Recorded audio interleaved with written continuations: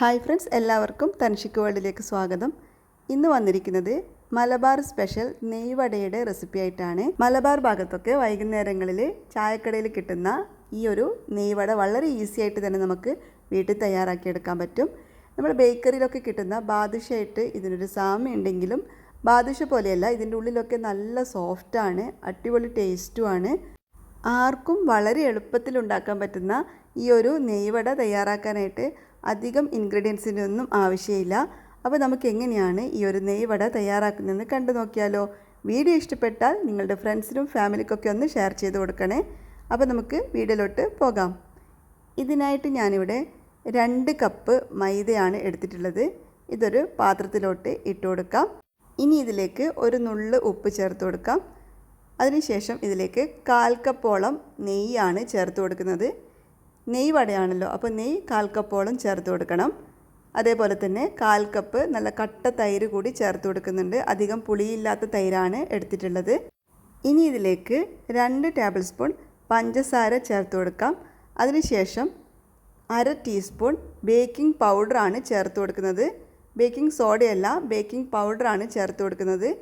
ഇനി ഇതെല്ലാം കൂടി കൈകൊണ്ട് നല്ലതുപോലെ ഒന്ന് യോജിപ്പിച്ചെടുക്കാം. നന്നായിട്ടൊന്ന് മിക്സ് ചെയ്തെടുത്തതിന് ശേഷം നോക്കിയിട്ട് വേണം നമ്മൾ വെള്ളം ചേർത്തിട്ട് കുഴച്ചെടുക്കാനായിട്ട്. കാരണം ഓൾറെഡി തൈരും നെയ്യൊക്കെ ചേർത്തത് കാരണം നമുക്കിത് നല്ലതുപോലെ തന്നെ മിക്സ് ചെയ്തെടുക്കാൻ പറ്റും. അതിനുശേഷം നോക്കിയിട്ട് മാത്രം വെള്ളം ചേർത്തിട്ട് ഒന്ന് കുഴച്ചെടുക്കാം. ഞാനിവിടെ 1 ടേബിൾ സ്പൂൺ വെള്ളം മാത്രമേ ചേർത്ത് കൊടുത്തിട്ടുള്ളൂ. അതിനുശേഷം കൈകൊണ്ട് നല്ലതുപോലെ ഒന്ന് കുഴച്ചെടുക്കുകയാണ്. നമ്മൾ ചപ്പാത്തിക്കൊക്കെ കുഴച്ചെടുക്കുന്നത് പോലെ ഒന്ന് കുഴച്ചെടുത്താൽ മതി. എന്നാൽ ചപ്പാത്തിയേക്കാളും കുറച്ചൊന്ന് സോഫ്റ്റ് ആയിരിക്കാൻ വേണം. അങ്ങനെ ഇതിപ്പോൾ ഇവിടെ നല്ലതുപോലെ തന്നെ കുഴച്ചെടുത്തിട്ടുണ്ട്, നന്നായിട്ട് കുഴച്ചെടുത്തിട്ടുണ്ട്. ഇനി ഇതൊരു 10 മിനിറ്റ് നേരത്തേക്ക് ഇവിടെ അടച്ച് മാറ്റി വെക്കാം. ആ ഒരു സമയത്ത് നമുക്ക് ഇതിലേക്ക് ആവശ്യമായിട്ടുള്ള ഷുഗർ സിറപ്പ് തയ്യാറാക്കാം. ഇതിവിടെ അടച്ച് മാറ്റി വെക്കാം. അടുത്തതായിട്ട് ഒരു പാത്രം എടുത്തിട്ട് അതിലേക്ക് 1/2 കപ്പ് പഞ്ചസാര ചേർത്ത് കൊടുക്കാം. ഇനി ഇതിലേക്ക് 1 കപ്പ് വെള്ളമാണ് ഞാൻ ഒഴിച്ചു കൊടുക്കുന്നത്. പിന്നെ ഇതിലേക്ക് നല്ലൊരു രുചിക്കും മണത്തിനും വേണ്ടിയിട്ട് 1/2 ടീസ്പൂൺ ഏലക്ക പൊടിച്ചത് കൂടി ചേർത്ത് കൊടുക്കുന്നുണ്ട്.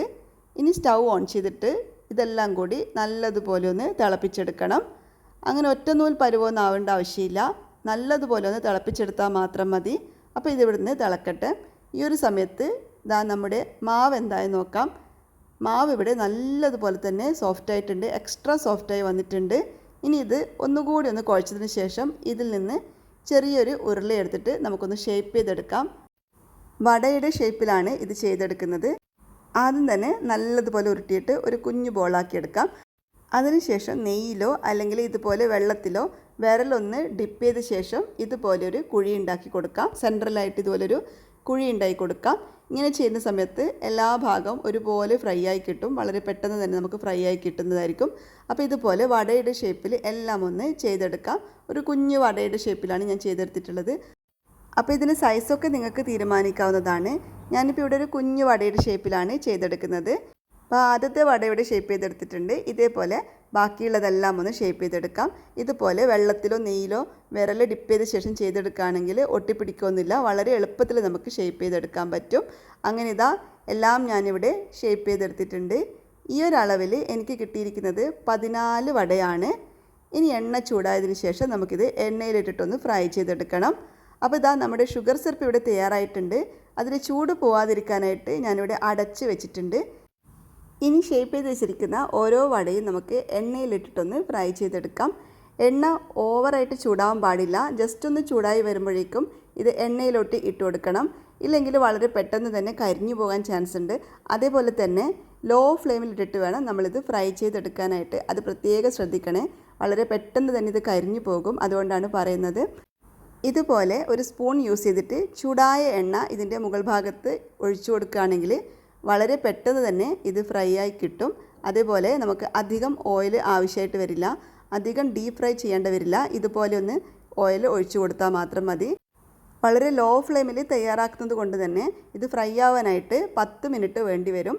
അപ്പോൾ ഇതിപ്പോൾ ഇവിടെ നല്ലതുപോലെ തന്നെ ഫ്രൈ ആയി കിട്ടിയിട്ടുണ്ട്. നല്ല ബ്യൂട്ടിഫുൾ ആയിട്ടുള്ള കളറിലൊക്കെ കിട്ടിയിട്ടുണ്ട്. ഇനി ഇത് നമുക്ക് ചൂടോടുകൂടി തന്നെ ഷുഗർ സിറപ്പിലോട്ട് ഇട്ട് കൊടുക്കാം.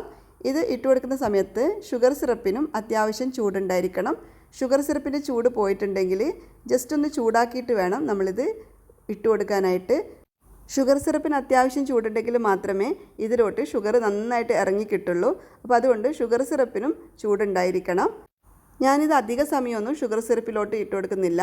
കാരണം നമ്മളിത് കുഴച്ചെടുക്കുന്ന സമയത്തും കുറച്ച് ഷുഗർ ചേർത്തിട്ടുള്ളതാണ്. ജസ്റ്റ് ഒന്ന് ഇട്ടതിന് ശേഷം ഞാൻ കോരിയെടുക്കുന്നുണ്ട്. ആ ഒരു സമയം കൊണ്ട് തന്നെ ഇതിലേക്ക് നന്നായിട്ട് ഷുഗർ ഇറങ്ങി കിട്ടിക്കോളും. അപ്പോൾ ഇതാ എല്ലാം ഞാനിതുപോലെ ഫ്രൈ ചെയ്തെടുത്തിട്ടുണ്ട്. നല്ല തേനൂറുന്ന നെയ്വടയാണ്.